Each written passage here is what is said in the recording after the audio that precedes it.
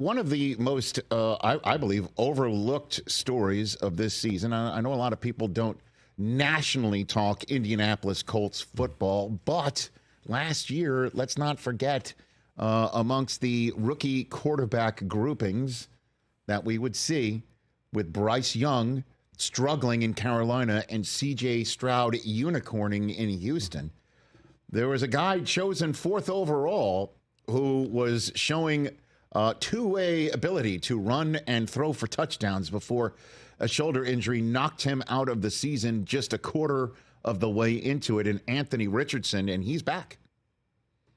And that is definitely one of the most overlooked stories, certainly in the AFC, when you're seeing the two-time defending back-to-back champion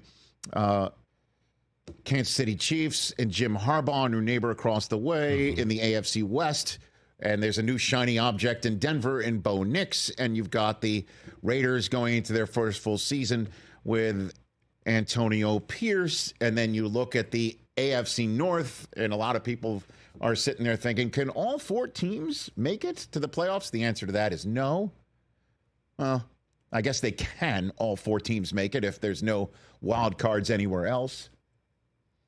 The AFC East, what's up with the Bills? Can the Dolphins overtake them? The Jets, again, Quinnen Williams on in hour number 2. Albert Breer was just there. He texted me this morning. You think the Jets are stacked. He was there on Monday, chatted with Rodgers. He'll be joining us top of hour number 2. In the AFC South, I already mentioned the unicorning C.J. Stroud. Will Levis is going to have his first full season there. Trevor Lawrence, his first full season as a pizzade professional quarterback. Then there's Anthony Richardson.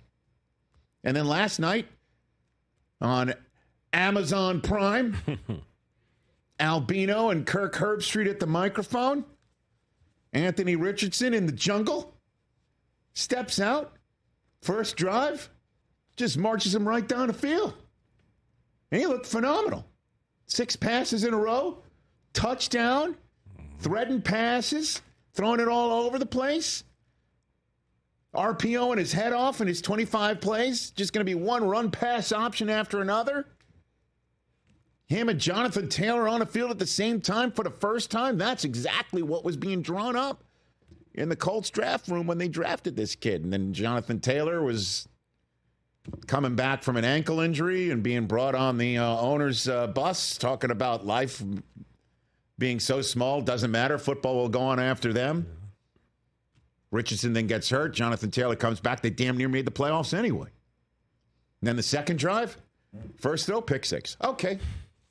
Well, and that might be Anthony Richardson's season, where he looks phenomenal 1 second and pretty green the next. Or it's just preseason football. But when it all comes down to it, can't wait to watch this happen. Because he is 100% supremely talented. I think we can at least say that. Yeah. And I know he didn't have much of a body of work as a Gator. But he has a big body. He does indeed.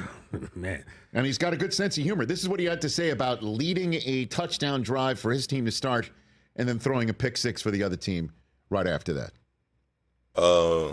Decent. Got 2 touchdowns. No, I'm joking. The interception, man, that was a tough one. You know, communication right there. Granson saw something, and I saw something else. You know, we just got to be on the same page right there. The fumble, man, they preach 2 hands on the ball in the pocket, you know, almost every day in the QB room. And I know they're going to tell me that, you know, when we get back in the meetings in the next couple of days. But you know, I feel like it was a decent game. Just me, you know, being back out there, just filling it out. Yeah, he was referring to a fumble that he put the ball on the ground in a would-be scramble that the Colts recovered.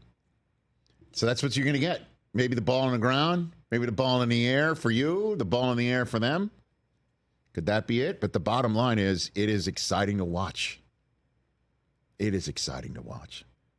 Do you get the feeling, just by the way he kind of laughed that off, that he's not going to have any fear in chucking the ball in? Like, he's going to try it. Yeah, because it's preseason football too, you know.